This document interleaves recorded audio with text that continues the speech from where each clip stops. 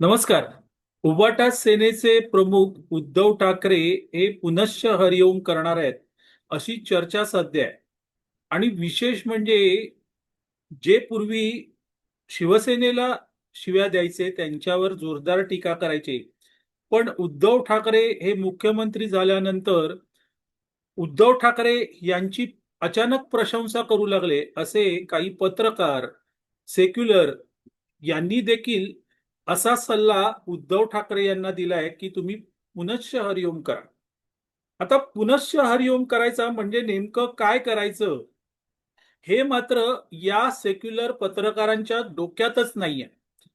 मुळात शिवसेनेची वाताहत कशी आणि का झाली हे या लोकांनी समजून घेतलं नाही आणि त्यांना समजून घ्यायचं नाहीये. ते अचानक उद्धव ठाकरे यांची प्रशंसा करायला लागले नाहीत. त्यांना एक नंबरचा मुख्यमंत्री म्हणू लागलेले नाहीत. या सगळ्या सेक्युलर पत्रकारांचा, बुद्धिवंतांचा एक अजेंडा आहे आणि तो अजेंडा आहे भाजपला शिव्या देणं, त्याच्यावर टीका करणं, भाजप हरतय कशी हे बघणं, भाजपला सत्तेपासून लांब ठेवणं.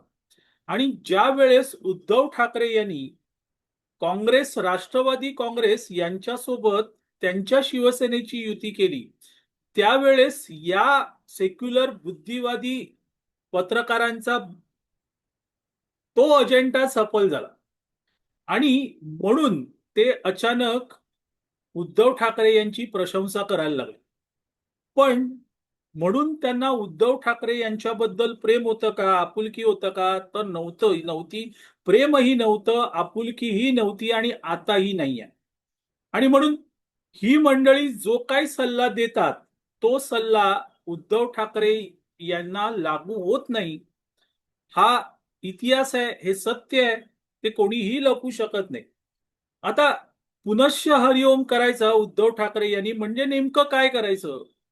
तर मुळात त्यांच्यापासून त्यांचे आमदार, खासदार, कार्यकर्ते, नगरसेवक हे लांब का गेले हे ते बघितलं पाहिजे. आणि त्या सगळ्यांची एकच तक्रार होती आणि ती तक्रार होती ती म्हणजे उद्धव ठाकरे हे भेटतच नाहीत. हे आपल्या लोकप्रतिनिधींना भेटत नाहीत. उद्धव ठाकरे मातोश्री सोडून कुठे जात नाहीत. उद्धव ठाकरे यांना भेटण्याचा प्रयत्न केला तरीही उद्धव ठाकरे हे भेटत तर नाहीत, पण फोनही उचलत नाहीत. ही मुख्य तक्रार होती. केवळ आमदार, खासदार, नगरसेवकच नाही तर त्यावेळेस म्हणजे महाविकास आघाडी सरकारच्या काळामध्ये जे शिवसेनेचे मंत्री होते त्यांचीही हीच तक्रार होती. म्हणजे आपल्या मंत्रिमंडळातल्या मंत्र्यांना उद्धव ठाकरे भेटत नव्हते.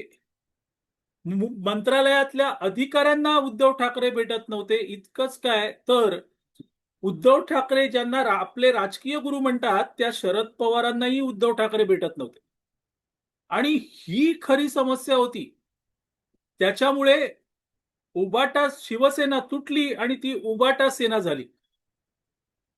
त्यानंतर जी शिवसेनेची वाताहत झाली त्या सगळ्याला कारण हीच तक्रार आहे की उद्धव ठाकरे भेटत नाही, उद्धव ठाकरे फिरत नाही, राज्यात जात नाही. त्याच्या उलटी बाजू म्हणजे एकनाथ शिंदे. एकनाथ शिंदे यांची शिवसेना अचानक कशी एवढी फोफावू लागली तर एकनाथ शिंदे हे लोकांना भेटतात. आपले आमदार, खासदार तर सोडून द्या, मंत्री तर सोडून द्या, पण लोकांना भेटतात, जनतेत जातात, लोकांची गाऱ्हाणी ऐकून घेतात, शक्य असेल तर तोडगाही काढतात. आणि त्यामुळे एकनाथ शिंदे यांची शिवसेना फोफावली, उद्धव ठाकरे यांची उबाटा सेना मात्र गर्तेत चाललेली आहे. हे त्याचं मुख्य कारण आहे. पण एकही शाणा हे कारण उद्धव ठाकरे यांना थेट सांगण्याचं धाडस करत नाहीये. त्यांच्या दृष्टीने उद्धव ठाकरे हे पुन्हा तरले काय किंवा डुबले काय त्यांना काहीही फरक पडत नाही. उद्या भाजपला विरोध करणारा तसाच तगडा पक्ष कुठला समोर आला तर हे शाणे बुद्धिवान पत्रकार त्या पक्षाला सोबत जायलाही कमी करणार नाहीत. इतकंच नाही तर त्यावेळेस ते उद्धव ठाकरे यांना कुठे आणि कसे फेकून देतील हे उद्धव ठाकरे यांना कळणार नाही. आणि त्यामुळे या सगळ्यांचं म्हणणं की उद्धव ठाकरे यांनी पुनश्च हरिओम करावा हे किती बोगस आहे हे यातून दिसतं. आता उद्धव ठाकरे खरंच हरिओम करतील का, तर जोपर्यंत ही प्रवृत्ती उद्धव ठाकरे सोडत नाहीत तोपर्यंत उद्धव ठाकरेंना हे कठीण आहे. हे कठीण आहे मित्रांनो, कारण उद्धव ठाकरे हे राजकारण करण्यासाठी जन्माला आलेले नाहीयेत असं वाटायला लागले. ते कलाकार आहेत, चांगले फोटोग्राफर होते आणि त्यामुळे फोटोग्राफी करणं, काही कलाकृती निर्माण करणं एवढं काम.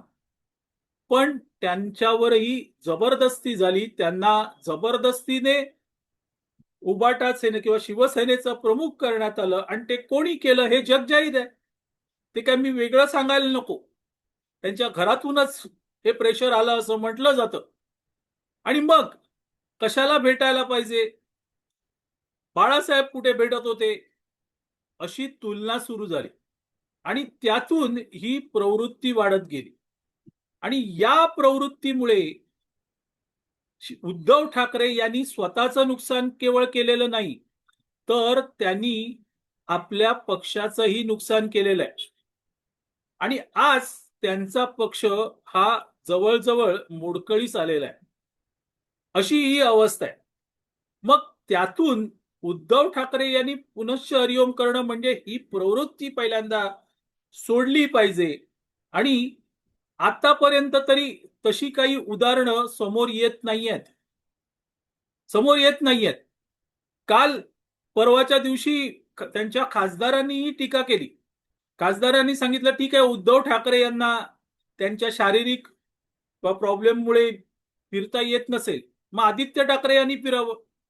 म्हणजे आजही उद्धव ठाकरे हे आपल्या पक्षाबद्दल, पक्षवाढीबद्दल गंभीर नाही आहेत, हे यातून सिद्ध होतं.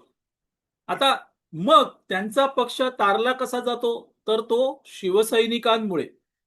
आणि हे शिवसैनिक हे आहेत तोपर्यंत उद्धव ठाकरे यांचा पक्ष आहे.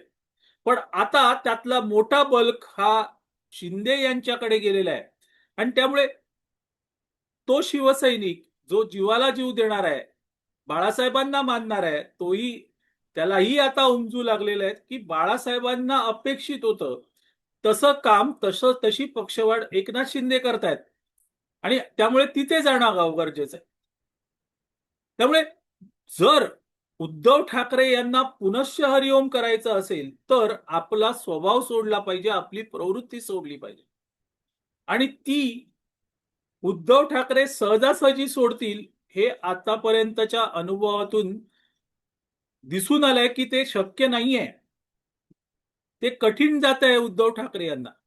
मग अशा वेळेस पक्षाची सगळी दारोमदार आदित्य ठाकरे यांना देणं आणि त्यांना फिरायला लावणं ते तरी शक्य आहे का? पण आदित्य ठाकरेही काही करत नाहीयेत, असा एकंदरीत गुंत आहे. आणि त्यामुळे या सेक्युलर बुद्धिवादी पत्रकारांनी कितीही आदळआपट केली तरीही त्याचा काहीही उपयोग नाहीये. हा, ते उद्धव ठाकरे यांच्या गुडबुक मध्ये आलेत आणि गुडबुक मध्ये राहतील, पण त्याचा फायदा काय? एक संघटना म्हणून उबाटा सेनेला त्याचा कोणताही फायदा नाहीये. त्यामुळे पुनश्च हरिओम करायचं असेल तर उद्धव ठाकरे यांनी आपला स्वभाव बदलणं आज त्याच्यावर एकमेव उपाय आहे. असो मंडळी, तुर्तास इथे थांबतो. मी आबा माळकर आपली रजा घेतो. आपल्याला व्हिडिओ आवडला तर लाईक करा, शेअर करा, लक्षवेधला सबस्क्राईब करा. धन्यवाद.